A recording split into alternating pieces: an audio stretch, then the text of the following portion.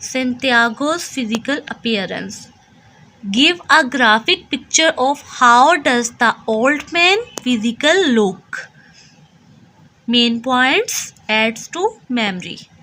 Santiago एक बूढ़ा माहीगीर था। वो गुल्फ स्ट्रीम में मछलियाँ पकड़ा करता था। उसके जिस्मानी खुदहाल में कोई नुमाया बात नहीं थी।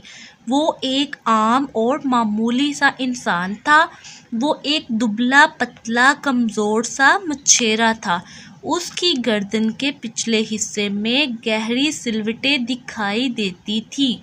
उसके हाथों में ज़ख्मों के निशान थे। तो स्टार्ट करते हैं note on Santiago's physical appearance. Introduction.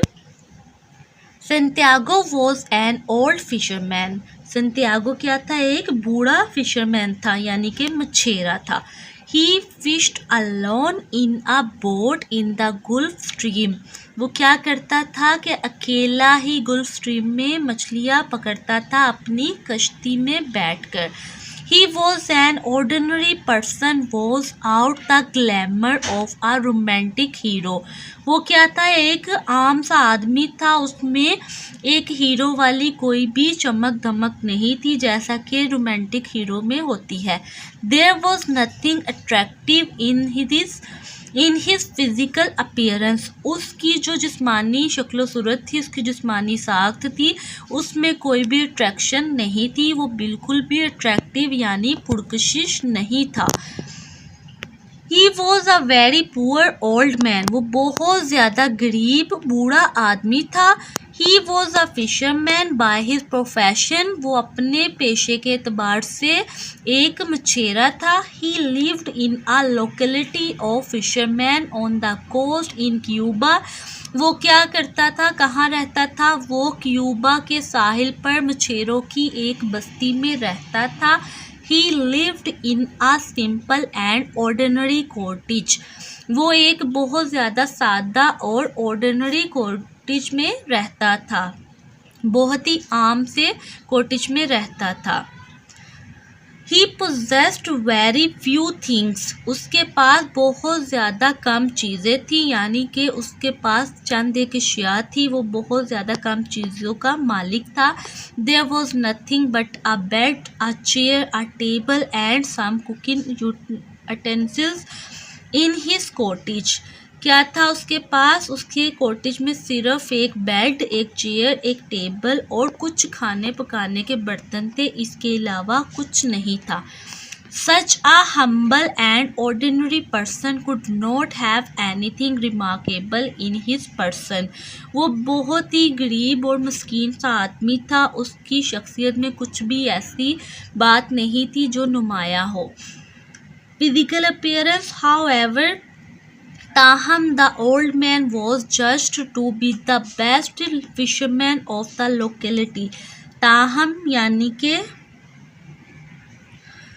जो ओल्ड मैन था उसको मछेरों की बस्ती में सबसे बेस्ट फिशरमैन का खिताब मिला हुआ था। उसको सारे सबसे बेस्ट फिशरमैन कहते थे।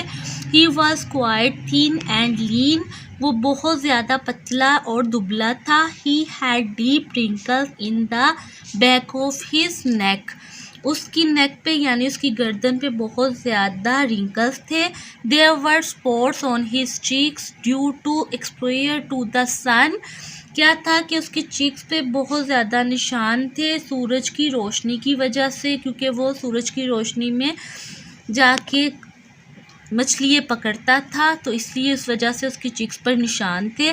But none of these scars were fresh. लेकिन जो ये निशान थे, ये ज़ख्मों के निशान, जो ये ज़ख्मों के निशान थे वो बिल्कुल भी ताज़ा नहीं थे, बिल्कुल भी फ्रेश नहीं थे, पुराने थे।